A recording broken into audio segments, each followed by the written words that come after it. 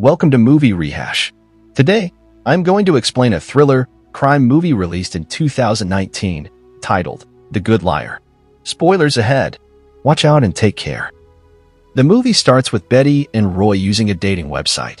They both fill out a questionnaire and find each other's profiles. They start talking online and decide to meet for dinner. In London 2009, during dinner, Betty shares that her grandson is her main family, and Roy reveals that his wife passed away a few years ago. They discuss the benefits of dating websites. Roy confesses that he used a fake name, Brian, on the site. His real name is Roy. Betty also admits that her name isn't Estelle, it's Betty.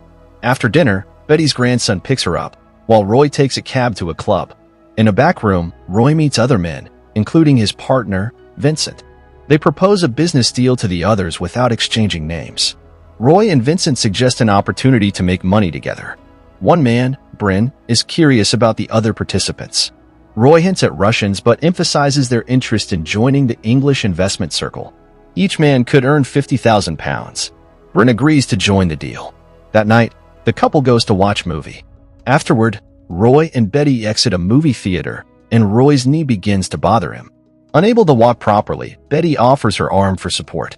It turns out Roy's knee trouble was just a ploy to get closer to her. They share a laugh together. Roy and his maid spruce up a room with art paintings. Later, he gathers with several men, including Bryn and Vincent, around a table in that same room. During the meeting, Roy transfers £200,000 into the business account. He urges the other businessmen to contribute £800,000, but Vlad is dissatisfied with the sum and leaves the meeting. This upsets Bryn. The next day, Roy meets Betty again at a cafe, but it's closed. Betty mentions she bought a new car. Roy expresses concern, believing people their age can be taken advantage of by salesmen. Betty reassures him, saying she paid for it in cash. Roy becomes intrigued by this information. She drives him home, and her grandson Stephen arrives. Stephen offers to drive Roy home, and Betty joins them for the ride. Upon reaching Roy's place, Betty learns he lives on the top floor. Concerned about his knee, she suggests he stay at her place to avoid climbing stairs. Roy refuses but pretends his knee is acting up as he walks to the door. They return to her house, and Betty shows Roy the guest room. He dislikes it because it's not very comfortable. The following morning, Roy observes a group of walkers exercising and notices a driver in a car parked nearby watching him. The car then drives away. In the kitchen, Stephen warns Betty about getting too close to Roy. Roy overhears them and enters the room, defending himself to Stephen. Betty insists that Stephen drive Roy wherever he wants to go. They head to the hospital so Roy can visit a friend, but he decides not to go inside. Instead, he walks to his office. There, Roy, Bryn, and Vincent meet again with Vlad. Each agrees to increase their contributions, finalizing the deal. However, sirens are heard outside. Roy rushes to the window, realizing they're coming for them. In a quick move, Roy fakes a heart attack while Bryn runs out. The police chase Bryn down the street while Roy stands up, perfectly healthy. It turns out Roy, Vincent, and Vlad were working together to deceive Bryn and take his money. Stephen picks Roy up from the hospital, and during dinner, Betty celebrates Stephen's decision to serve his country. Stephen notices a scar on Roy's neck and asks about it, making Roy uncomfortable. Roy avoids answering, saying he prefers not to lie. He jokes that he got the scar from cutting himself shaving. Once again, Roy notices the same car driving by Betty's house, fueling his suspicion. The next morning, Vincent picks him up and provides an update on their scheme. It seems they're going to get away with it because Bryn believes they're in custody. They drive to a butcher shop where Vlad works. Vlad refuses his share because he knows Roy's true identity. In response, Roy has his associates sneak up behind Vlad and injure his hand with a butcher's hammer. At Betty's house, Roy introduces Vincent as his investment advisor to Betty. Betty is shocked to learn that Roy wants to leave something to her. Uncomfortable with the idea, Betty suggests he leave it to his son instead, but Roy refuses because his son builds kitchens. The conversation shifts to Betty's income. She reveals her retirement fund, savings, and the house, which she bought outright. Her total assets amount to over $2 million. Vincent then tries to persuade Betty to open a joint account with Roy, but she politely declines, saying she'll think about it, and then leaves. Later that night, Betty goes to the kitchen and spots a man standing outside her window. He quickly flees when she calls out for Roy. The next morning, Roy informs Vincent that someone attempted to break in the previous night. Later, they have lunch with Betty and present her with a check showing Roy's investment profits totaling £20,000. Stephen arrives and grows suspicious about the situation. Betty feels embarrassed by Stephen's reaction, and Vincent excuses himself. Once again, Roy manages to smooth things over, and Stephen apologizes. Roy and Betty go to dinner, during which Roy suggests they take a trip together. They plan to discuss their travel plans while Betty cuts Roy's hair the next day.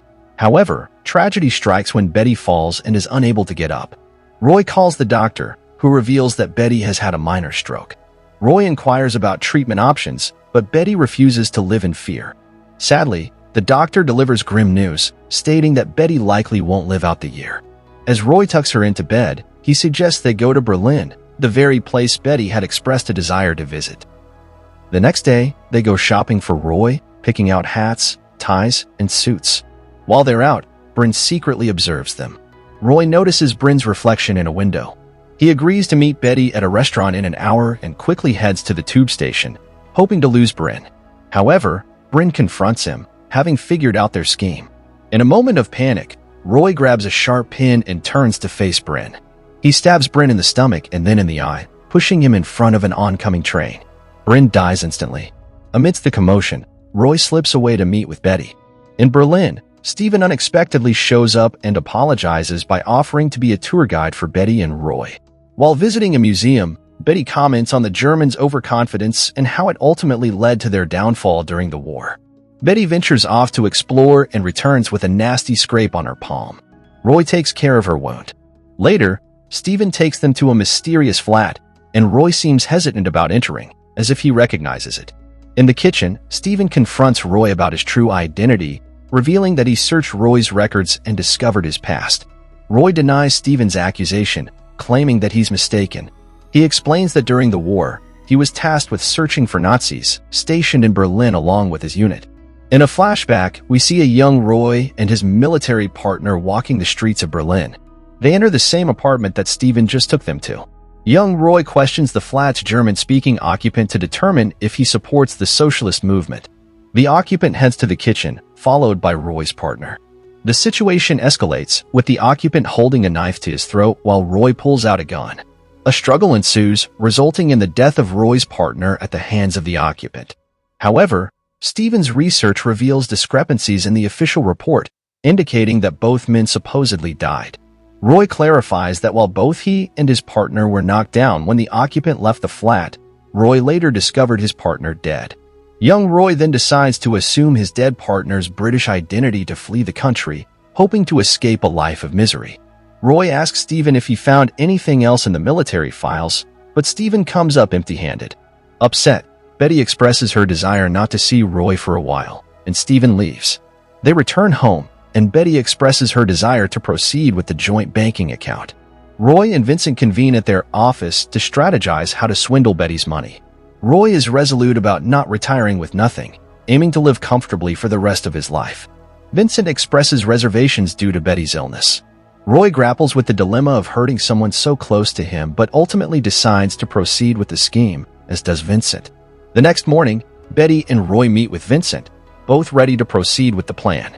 However, when it's time for Betty to transfer her funds into the Caribbean account, she hesitates, questioning if it's wise to transfer all of it. Vincent explains that the more she invests, the greater the potential return. In contrast, Roy has no reservations and promptly transfers all his funds. Vincent is surprised by Roy's bold move, especially when he sees the substantial amount exceeding £3.8 million. Betty, taken aback by the large sum, eventually decides to transfer her funds as well. With both of them now having access to the account, Betty suggests using lilies as the password, inspired by a painting of lilies in the kitchen. After Vincent leaves, Betty and Roy celebrate with champagne, discussing their plans for spending their profits once they receive them. Roy receives a call from his son, who is in town for a kitchen show. Although Betty offers to drive him, Roy insists on taking the train. He packs his belongings, assuring Betty it's just an overnight bag. Betty sees him off at the train station. Drunk and unable to find his keypad in the almost empty flat, Roy tries to reach Vincent but gets his voicemail. Frustrated, he seeks help from online customer service but to no avail. With no other option, he returns to Betty's house in the middle of the night. Upon entering, he finds the rooms empty except for Betty sitting in a darkened room. When Betty turns on the light and questions his presence, Roy claims his son's flight was delayed. Betty reveals she has the keypad and has logged into their account. She warns Roy that for every lie he tells, she will transfer £50,000 out of their account. Despite Roy's continued lies, she quickly transfers £200,000 in less than a minute. Betty confronts Roy, indicating that he must have known what was happening all along, gesturing toward the painting of lilies. In a flashback, we see Betty as a young girl in Berlin, known as Lily. She eagerly awaits Hans, who is coming to give her another English lesson. While Lily prepares, Hans waits for her and enters the living room, where Lily's three sisters are dancing. Hans starts dancing with one of Lily's sisters and attempts to kiss her, but she rejects his advances. As she tries to leave, Hans accidentally steps on her dress, tearing it badly. Finally, Lily is ready for her English lesson. Returning to Roy and Betty, Betty reveals that Roy is actually Hans. Young Lily innocently asks Hans about his feelings for her. Hans responds by stating he's fond of her. When Lily questions if fondness means love, Hans takes advantage of her trust and vulnerability. He manipulates her into standing up and closing her eyes, then proceeds to kiss her before forcing her. Lily's mother unexpectedly enters the room and witnesses Lily emerging from behind a room divider. Concerned and alarmed, she promptly instructs Hans to accompany her downstairs. In the ensuing confrontation, Lily's father seeks an explanation for the unsettling situation. Unsure if they are aware of his assault on their daughter, Hans denies any wrongdoing, despite Lily's sisters corroborating her account of his inappropriate behavior. Distraught, Lily overhears the conversation and flees from the room in distress. Witnessing her distress, her father decides to discontinue the English lessons.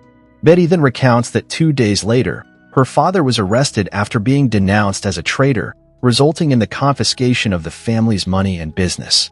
Overwhelmed by these events, her mother couldn't bear the burden and eventually succumbed, leaving Lily and her sisters to fend for themselves. Tragically, during the war, Lily's sisters perished, leaving her alone. The devastating news of her sisters' deaths led to her father's tragic decision to take his own life. As Roy tries to explain his actions, Betty continues transferring funds.